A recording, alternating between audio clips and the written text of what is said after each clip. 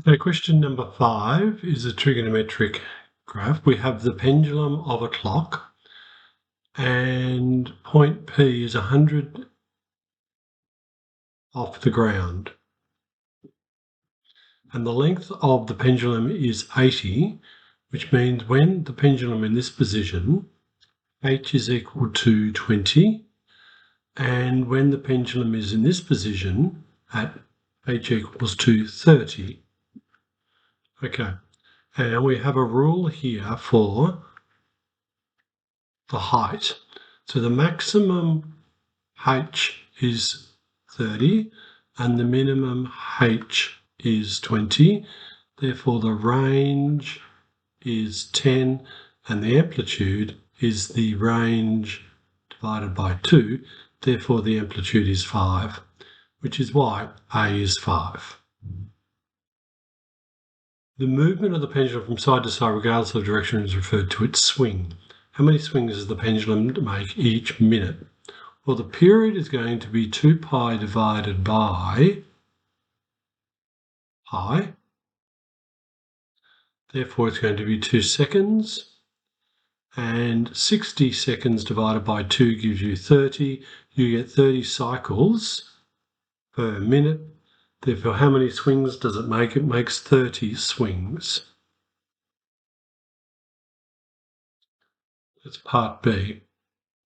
Part C, find the proportion of time during each swing when the weight is more than 27.5 above the ground.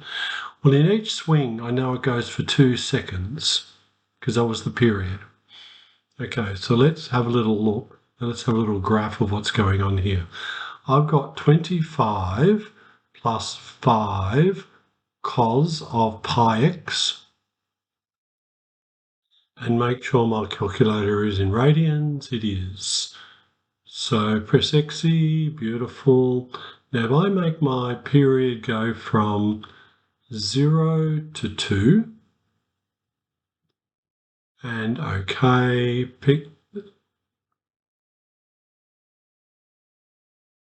B in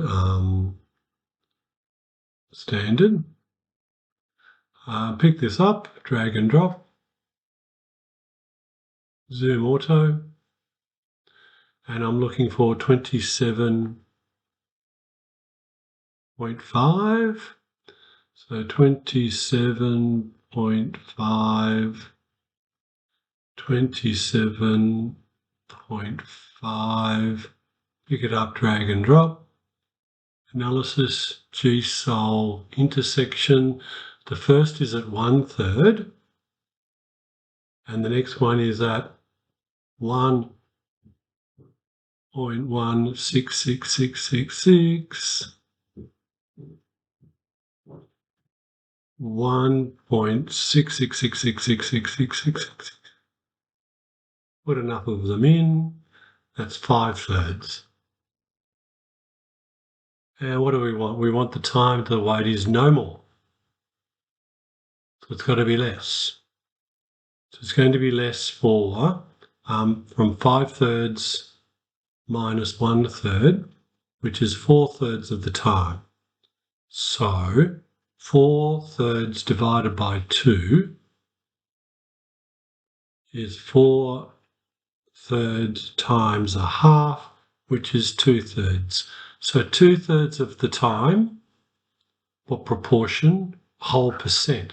So 67% of the time, it's going to be no more than 27.5.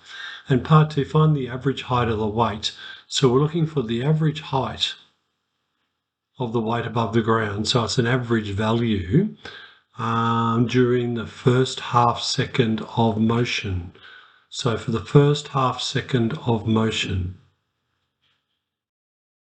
1 over a half minus 1 minus 0, 0 to a half of 5 cos of x pi plus 25 dx. And that should give you the average value.